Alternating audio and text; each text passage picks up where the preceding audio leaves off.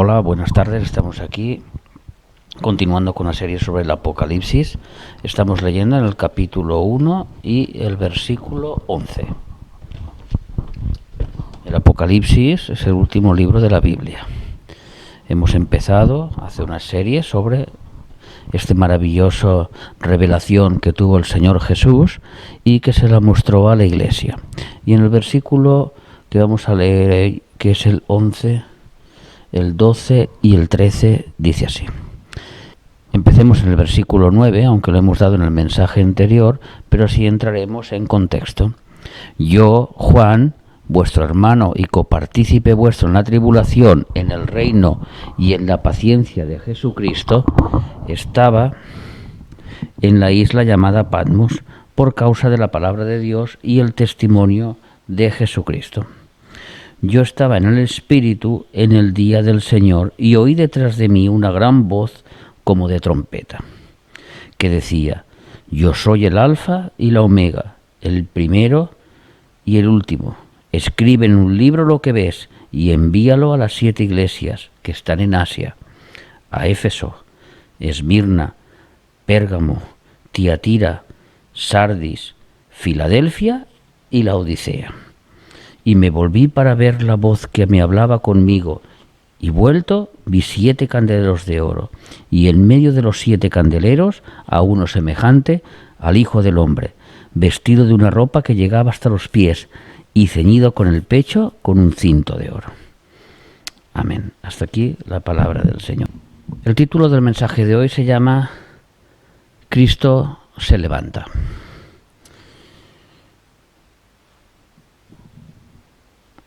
En este mensaje nos llama la atención que encontramos a un Cristo levantado. Él habla con su voz, le dice a Juan que escriba en un libro lo que ve para enviárselo a las iglesias, dice el nombre de cada una de las iglesias, porque aunque hubieran muchas más iglesias en todo el mundo, lo que Dios está refiriendo es que con estas 7 iglesias nos va a dar una enseñanza para la Iglesia Universal de Cristo de todos los tiempos. O sea que este mensaje trasciende el tiempo, trasciende la localización y se centra en su iglesia que es el cuerpo de Cristo y que está representado por las personas que tienen al Espíritu Santo dentro de sí. Esos son los que forman la Iglesia. Si leemos en Apocalipsis 1, el versículo 5, veremos, hablando de Jesucristo, que es el testigo fiel, el primogénito de los muertos, el soberano de los reyes de la tierra, al que nos amó y nos lavó de nuestros pecados con su sangre. Es la visión que tuvo Juan nada más empezar el Apocalipsis de Jesús. Pero en esta visión en que él lo ve concretamente, ya ve a un ser que no era aquel ser que él anduvo con él 33 años en la tierra, que comió, cenó y hizo todo lo que hizo con el Señor Jesús, sino que ahora ve un ser totalmente glorificado, un ser totalmente diferente. Si leemos en Hebreos capítulo 10 y versículos 11 y 13, nos daremos cuenta que aquí se presenta al Jesús que fue ascendido a los cielos. Y este Jesús dice así, Hebreos 10, del 11 al 13, hablando de Jesús como sacerdote. Y ciertamente todo sacerdote está día tras día ministrando y ofreciendo muchas veces los mismos sacrificios, que nunca pueden quitar los pecados. Pero Cristo, habiendo ofrecido una vez y para siempre un solo sacrificio por los pecados, se ha sentado a la diestra de Dios. De ahí en adelante, esperando a que sus enemigos sean puestos por estrados de sus pies.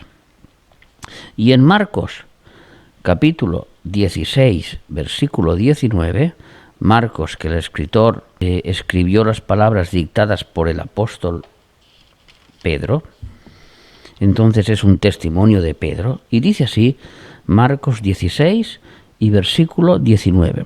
Y el Señor, después que les habló, fue recibido arriba en el cielo y se sentó a la diestra de Dios.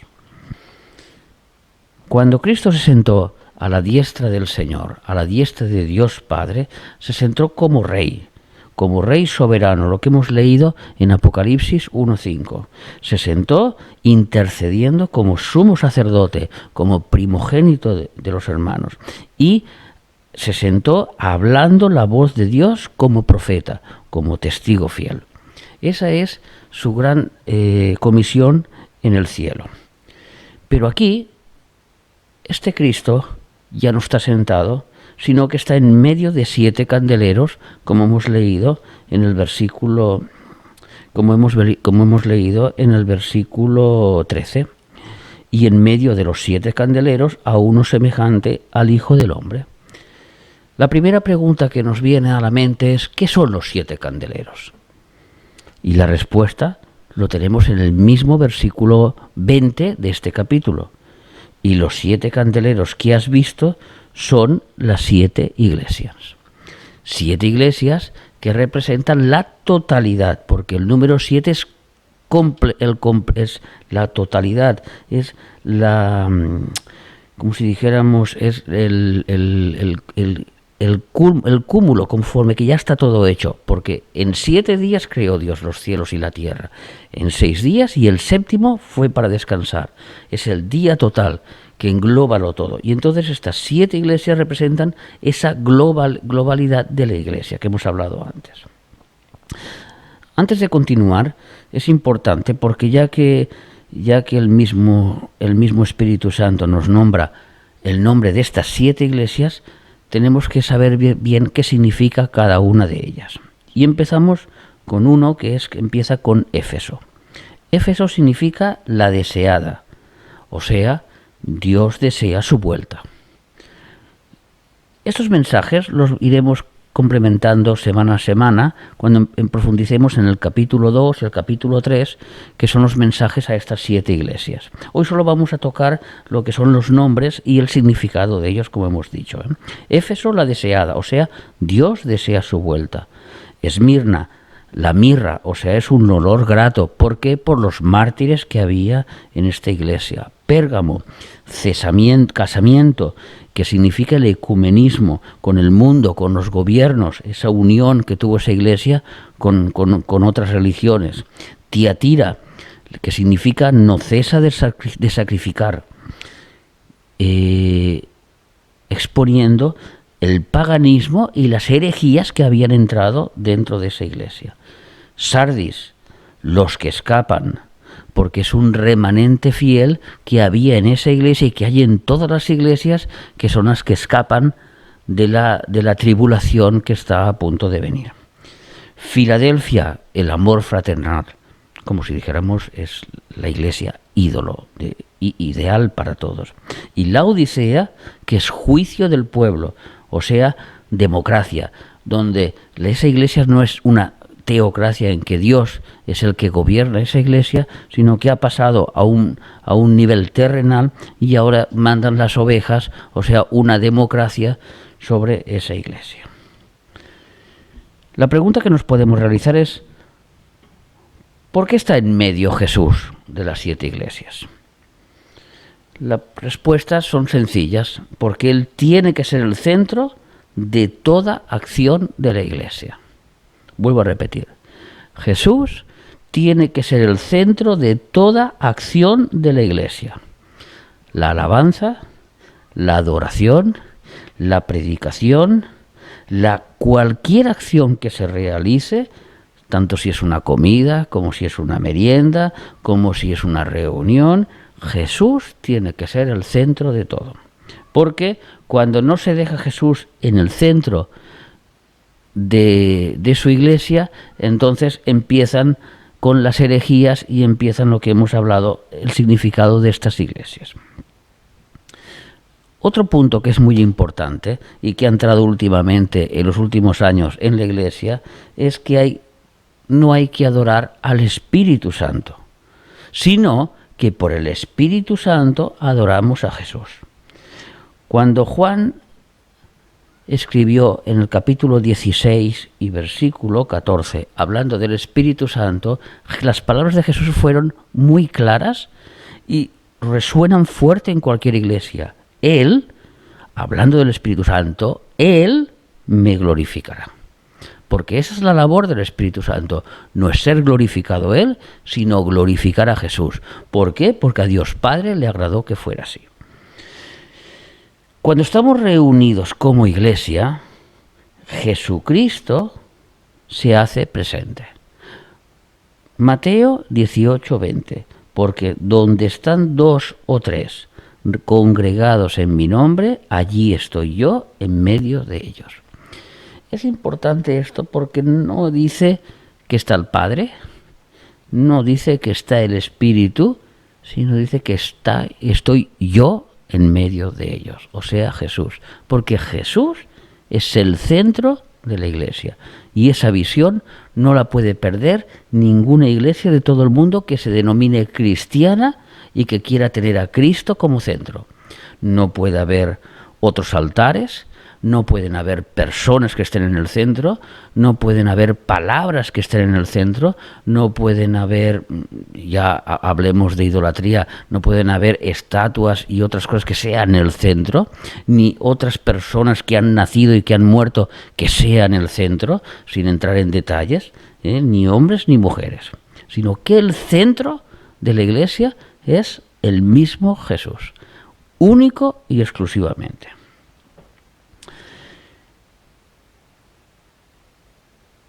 En este versículo 13, cuando dice que en medio de los 7 candeleros había uno semejante al Hijo del Hombre. Porque no dijo que era Dios, o porque no le da otro nombre, sino que le dice el Hijo, semejante al Hijo del Hombre. Porque aquí lo que quiere reflejar es las dos naturalezas del mismo Cristo, del mismo Dios Jesús, que es la naturaleza humana y la naturaleza de la deidad. Primero, Jesús es la misma imagen de Dios. Colosenses 1:15. Vamos a leerlo.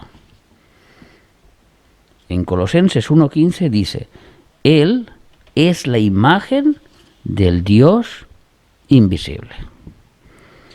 O sea que cuando uno quiere conocer a Dios, la única y exclusiva forma de conocer a Dios es a través de Jesucristo. No hay ninguna otra manera de llegar a Dios.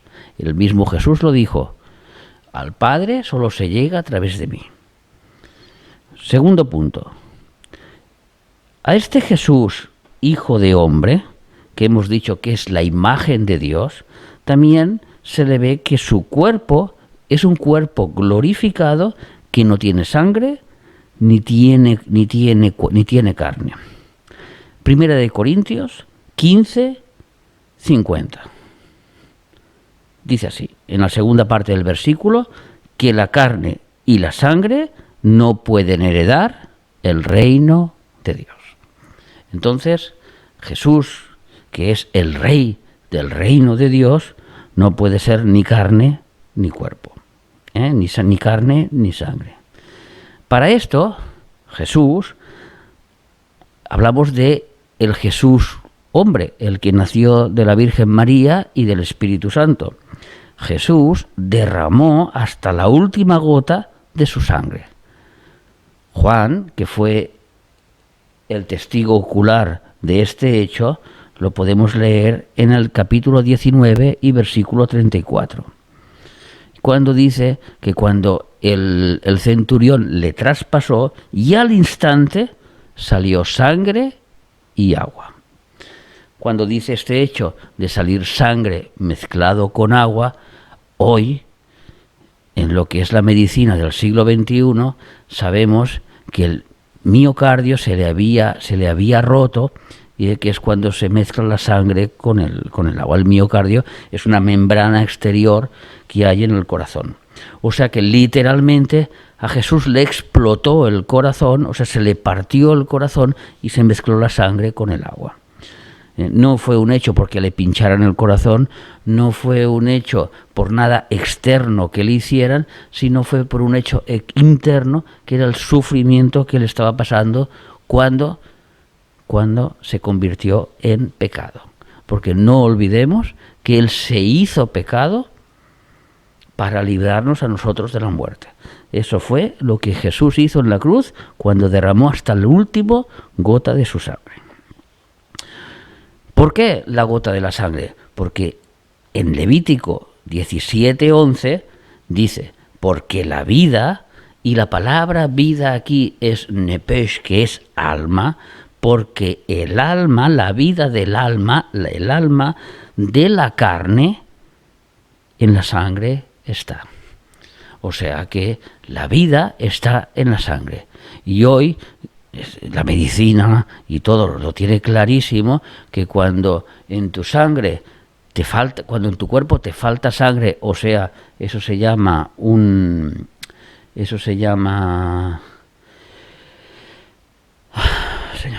cuando uno tiene leucemia o tiene una falta de hierro, o sea, falta de glóbulos rojos de sangre, entonces el cuerpo empieza a deteriorarse y empieza una enfermedad degenerativa muy mala que provoca hasta la muerte. Porque en la sangre es donde está la vida. Un cuerpo humano sin sangre no puede vivir. Y otra cosa que tenemos que ver con respecto a esta sangre, a este Jesús humano, a este Jesús Dios, es que Él hizo un sacrificio único y perfecto. Hebreos 9:14.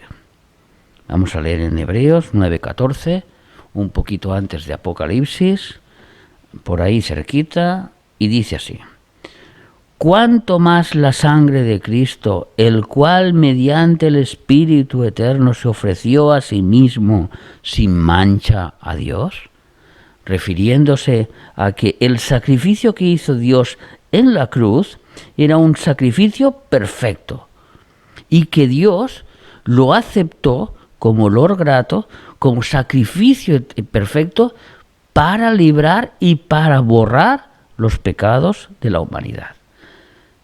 Cuidado, no de cualquier humanidad, no de cualquiera que escuche, no, del que cree que Jesús es su Señor y su Salvador.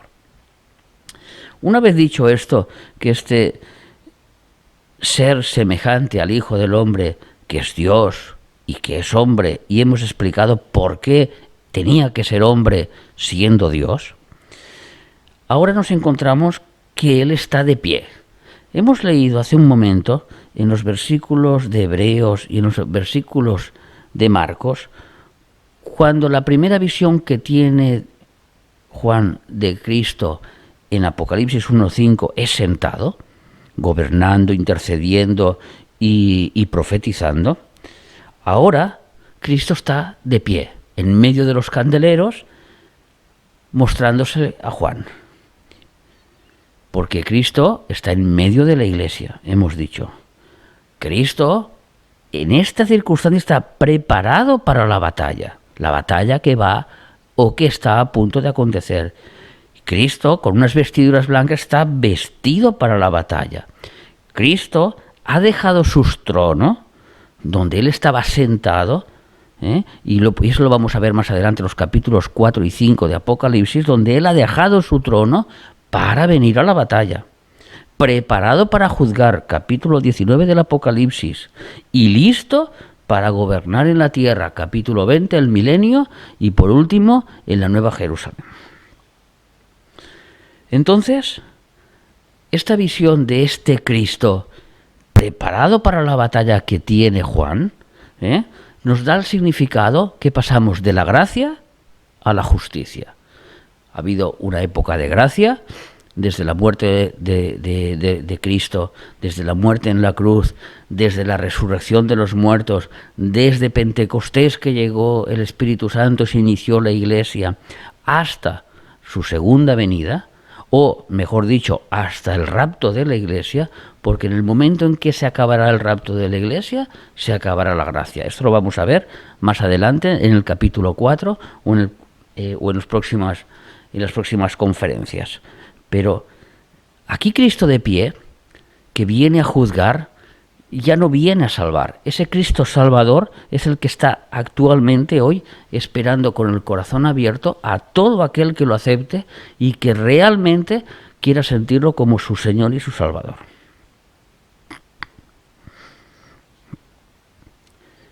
Primero, este Cristo que se levanta, ¿dónde va a hablar? ¿Dónde se presenta? En medio de la iglesia.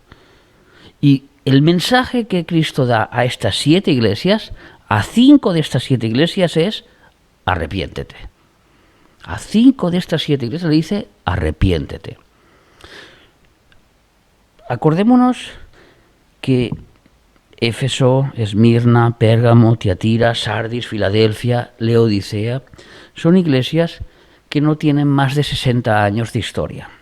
O sea, no estamos hablando aquí de sinagogas de 1000, 2000 o 4000 años o del tiempo que fuera necesario, sino estamos hablando de iglesias de corta duración, iglesias de muy corta duración, y sin embargo en tan corta duración, en tan poco tiempo, y estando presentes los apóstoles, que son los que han fundado estas iglesias, estando presente toda la fuerza del Espíritu Santo por los como digamos así, por los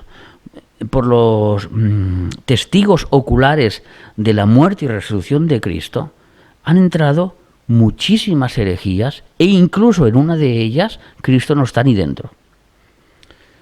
¿Por qué dice este mensaje arrepiéntete? Vamos a leer en Primera de Pedro, capítulo 4.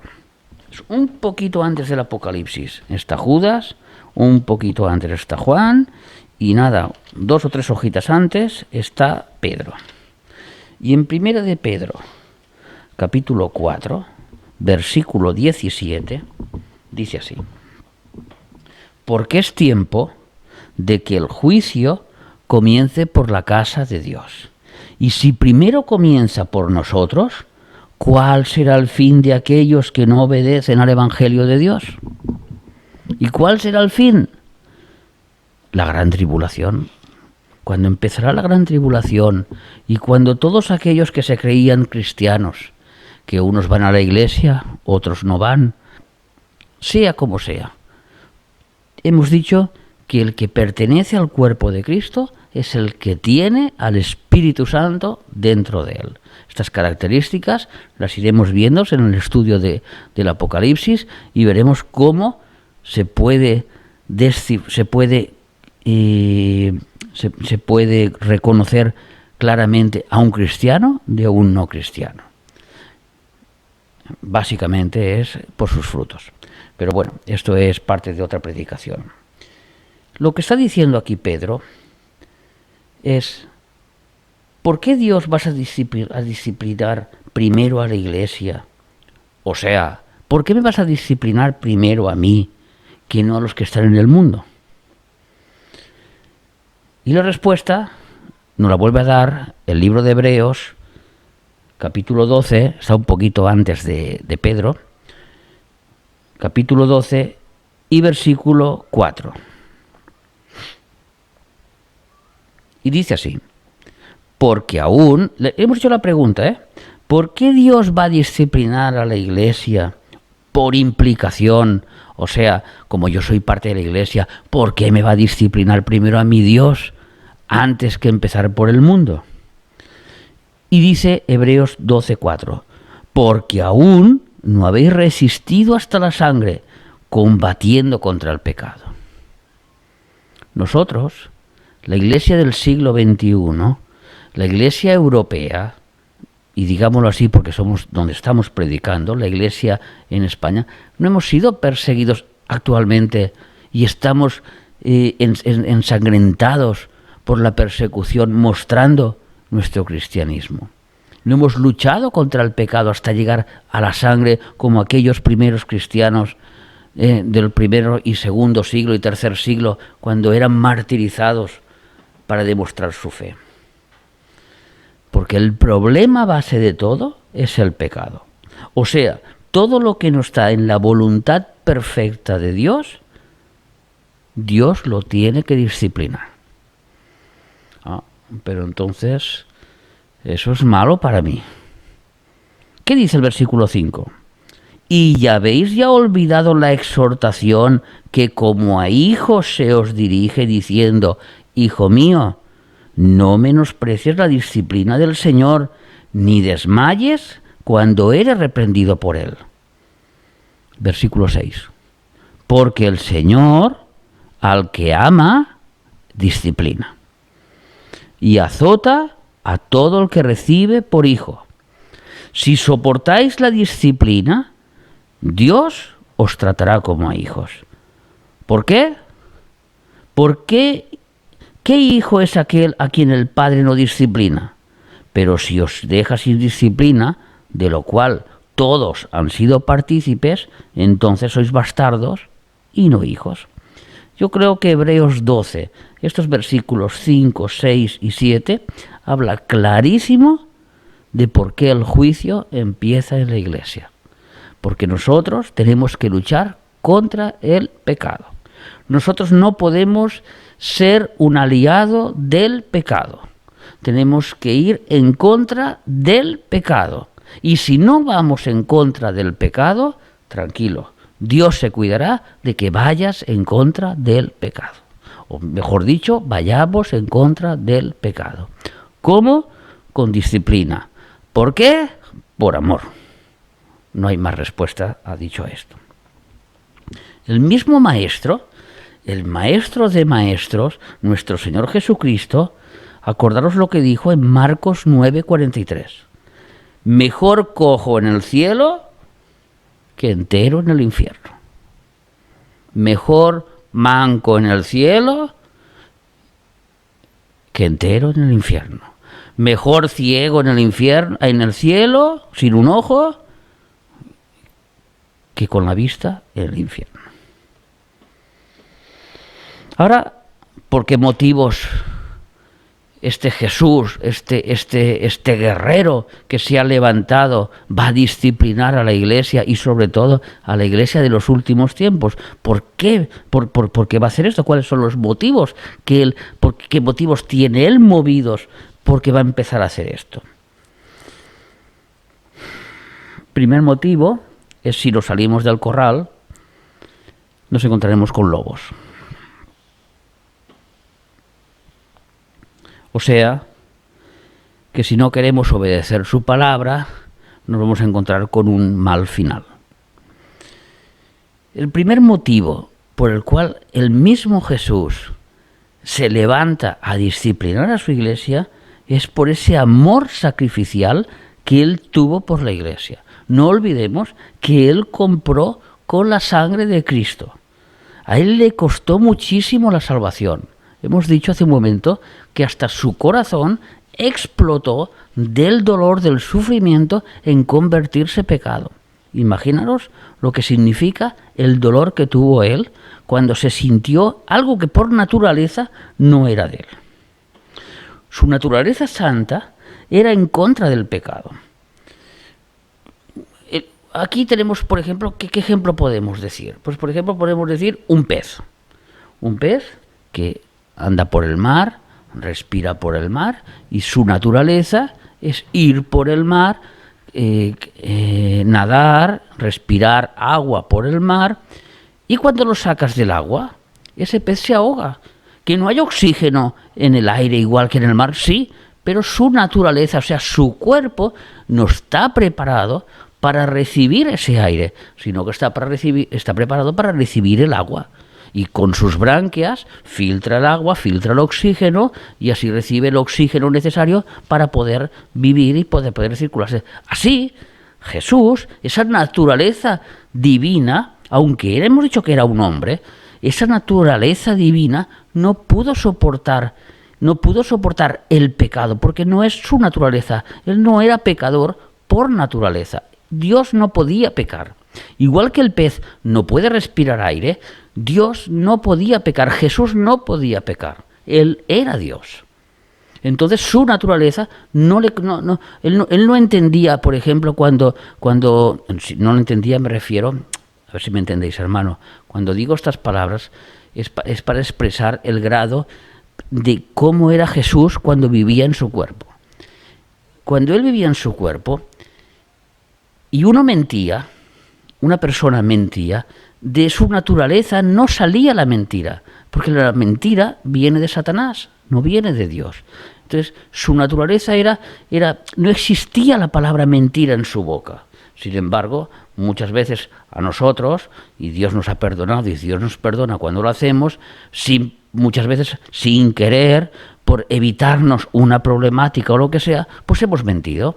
O mira, es que hoy no me encuentro bien, o es que hoy tengo este problema, o es que hoy tengo aquel problema, cuando sabemos que es una excusa absurda, ¿me entiendes? Pero de alguna manera nos escondemos detrás de la mentira, para evitar la verdad. La verdad es que hoy, por ejemplo, hoy no me apetece ir a la iglesia.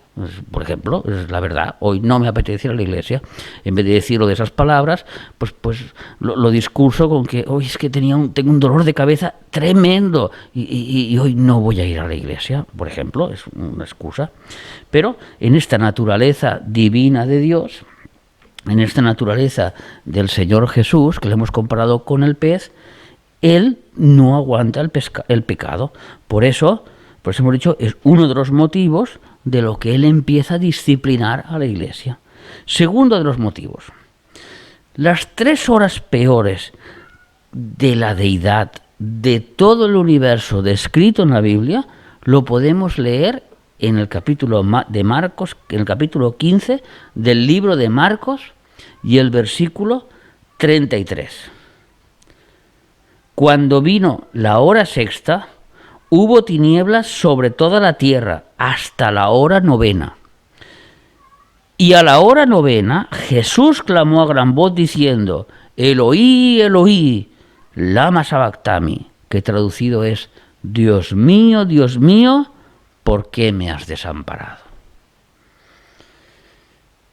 De toda la Biblia, de todos los libros que tenemos en la Biblia, de todos los 4 evangelios, solo aquí Jesús llama a Dios como Dios y no como Padre. Siempre le ha llamado como su Padre. Siempre ha tenido ese trato personal entre Dios y Él. Mi Padre y yo, uno somos. Siempre ha tenido ese trato. Pero aquí, si algo ha pasado en esas 3 horas, las peores de la deidad que tenemos inscritas en la Biblia, y que creo que como la palabra de Dios esté inscrita, es la mente de Dios. Creo que en la mente de Dios no ha existido 3 horas peores, que son esas 3 horas en que Dios Padre se tuvo que separar, o sea, la deidad se tuvo que separar de Cristo y juzgar ese cuerpo que estaba crucificado en la cruz. Imaginaros los motivos tan grandes que tiene que Jesús para disciplinar a su iglesia. Le ha costado muchísimo, muchísimo. Estoy describiendo 3 motivos por el cual le ha costado muchísimo y por el cual disciplina a su iglesia. 1, hemos dicho, por su naturaleza santa. 2, por las 3 peores horas que ha pasado la deidad de toda la existencia, digámoslo así. Y 3, porque tuvo que morir para tener las llaves de la muerte. Unas llaves que las poseía el mismo Satanás. Esto lo vamos a ver y lo hemos visto cuando en Apocalipsis dice: yo tengo las llaves del Hades, no temas. En el versículo 18, cuando le vi, caí como muerto a sus pies, y él puso su diestra sobre mí, diciéndome: no temas, yo soy el primero y el último, y el que vino, y el que vivo, y estuve muerto, mas he aquí que vivo por los siglos de los siglos, y tengo las llaves de la muerte y del Hades. Versículo 18. Cuando Dios da algo, para que lo entendamos así, cuando Dios le dio las llaves de la muerte a Satanás, a Lucifer, imaginaros lo que le ha costado a Dios quitárselas.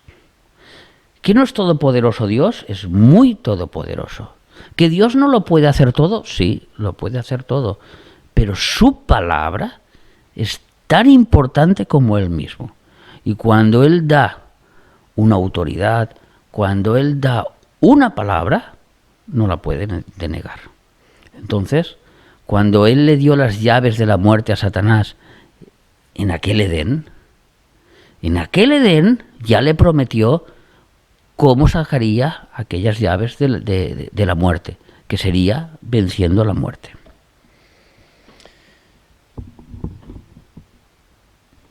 Así que los tres motivos por el cual Cristo está de pie, los tres motivos por el cual Cristo va a disciplinar primero a la Iglesia y por eso está de pie en medio de la Iglesia, y por eso el mensaje de la Iglesia es arrepiéntete, lo vamos a ver en estos días.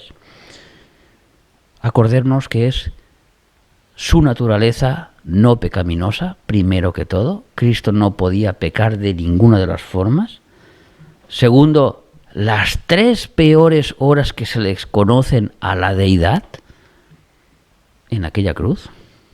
Y tercero, en la muerte, cuando Cristo fue a buscar las llaves de la resurrección,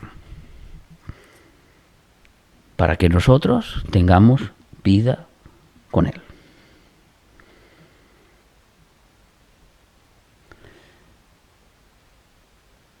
Quedémonos con este pensamiento. Quedémonos ahora con el pensamiento de este Cristo levantado en medio de la Iglesia, en medio de su pueblo, en medio de donde tú estás, en medio de tu corazón. Y como Él a las 7 iglesias les dijo, arrepiéntete, como en ese momento les dice, yo quiero erradicar el pecado que hay en vosotros, porque tenéis que ser justos como yo soy justo, tenéis que ser santos como yo soy santo, porque sin santidad nadie verá a Dios. Sin las vestiduras lavadas, sin las vestiduras blancas, nadie veremos a Jesús. Nos sirve una mentirijilla por aquí, una falsedad por allá, un robo por más allá y un engaño detrás de la ventana. Todo eso no sirve para Dios. Nuestro corazón tiene que estar, el centro tiene que ser Cristo. Y ese Cristo crucificado y resucitado, donde no cabe pecado, donde no cabe malicia, donde todo es amor y gracia, es el momento en que nosotros tenemos que hacer una decisión más que nunca de lo que queremos. En los mensajes posteriores vamos a hablar muy claramente de todo lo que le acontece a este mundo. Pero el Apocalipsis empieza con arrepiéntete, iglesia. Así empieza el Apocalipsis, arrepiéntete, iglesia. Porque cuando vendré y te llevaré, te libraré de todo lo que hay preparado para los que no han querido hacer y obedecer las palabras del Señor. Padre nuestro que estás en los cielos, santificado sea tu nombre. Gracias, Señor, porque tú has venido a por nosotros, Señor. No nosotros hemos ido a ti porque nosotros no somos capaces de nada, sino que tú has venido a nosotros. Nos has limpiado, nos has lavado, nos has perdonado, nos has hecho reyes y sacerdotes. ¿Qué más podemos pedir, Señor? No podemos pedir nada, solo darte la gloria, la honra y todo a ti, Señor. Toda nuestra vida, todo nuestro ser, todo lo que tenemos es para ti, Señor. Y nosotros queremos estar contigo por la eternidad, Padre. Padre, gracias por disciplinarnos, gracias por enseñarnos aquellas cosas que nos separan de ti, por aquellos pecados ocultos que tienen que hacerse visibles, Señor. Gracias por mostrarnos tu amor y tu bondad, Padre. Gracias, Señor Jesús. Gracias por venir y salvarnos. Gracias por tu sangre, Señor. Acompáñanos, cuídanos, protégenos, Señor. Estate con nosotros, que somos débiles, somos pecadores, Señor. No merecemos nada de ti, pero sin embargo, tú lo has hecho por amor a tu nombre. Por amor a tu nombre. Gracias, gracias y gracias. En el nombre de Jesús, amén, amén y amén.